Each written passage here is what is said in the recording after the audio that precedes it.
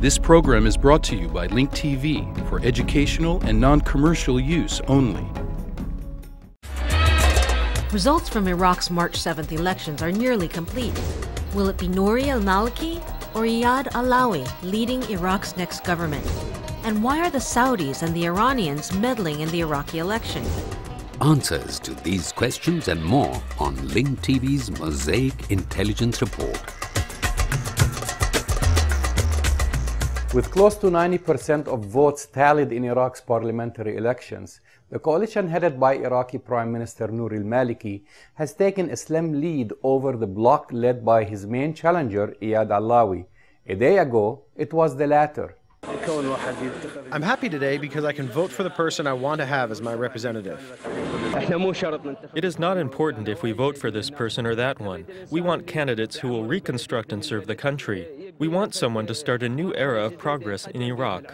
Since March 7, Iraqis have been glued to their television screens looking for clues for the election their 7-year war-ravaged country might be heading in the next few years.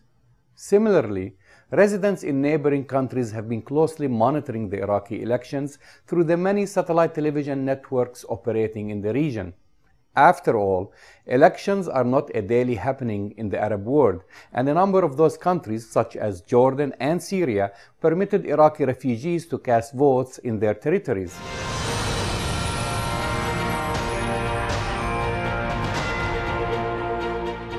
Meanwhile, one does not have to spend a lot of time watching Iran's Arabic-speaking Al-Alam TV or the Saudi-financed Al-Arabiya television in order to figure out who are the regional stakeholders in the Iraqi elections.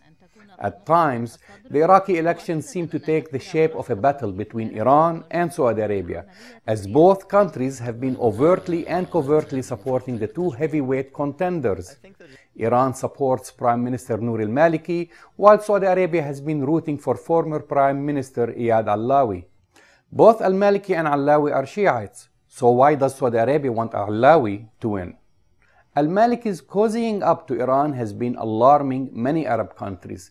The Iraqi Prime Minister, whose Da'wah party is backed by Iran, has been flashing the sectarian card during his election campaign.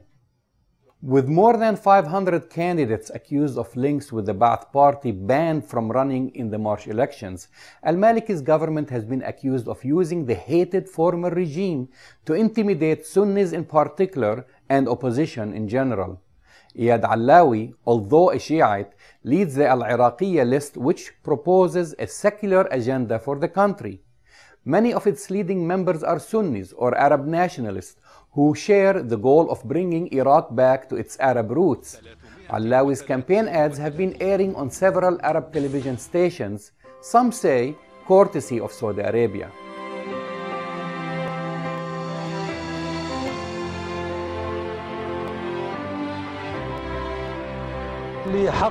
What will be accomplished is the result of the people's will in the polls.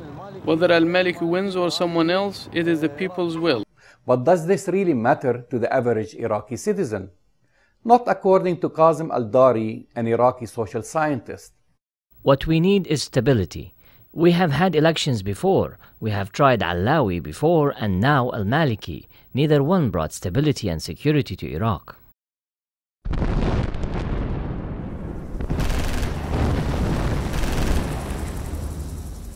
Nobody would accept what is happening to us. We, the Iraqis, have endured a lot of suffering. The war on terror is not over, yet it is not endless. We do not know the day of final victory, but we have seen the turning of the tide.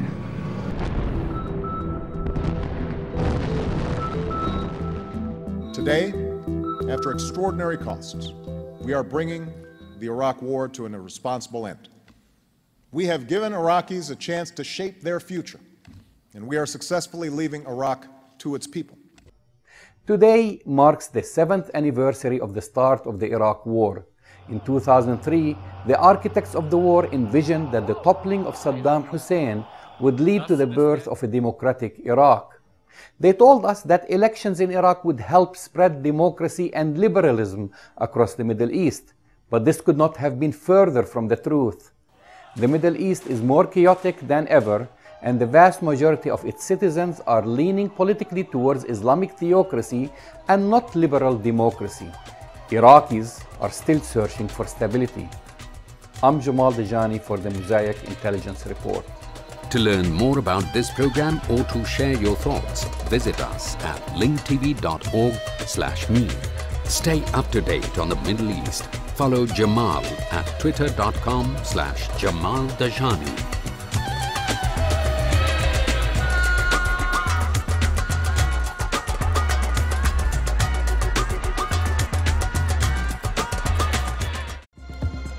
This program is brought to you by Link TV for educational and non-commercial use only. Link TV is the only U.S. network dedicated to global and national news, uncompromising documentaries, and diverse cultural programs which connect you to the world.